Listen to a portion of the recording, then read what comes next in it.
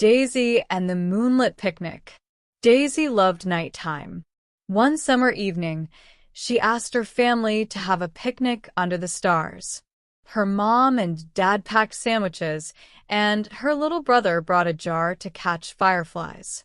They spread a blanket in their backyard as the sun began to set, painting the sky with shades of pink and purple. As they ate, the first stars twinkled above. Daisy felt like she was in a magical world.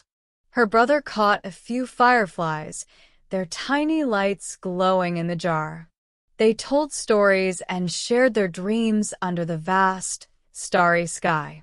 Daisy felt happy and loved, surrounded by her family and nature's beauty. That night, as they packed up, she realized that the best memories are made with the people we love. From then on, Daisy looked forward to many more magical picnics under the stars.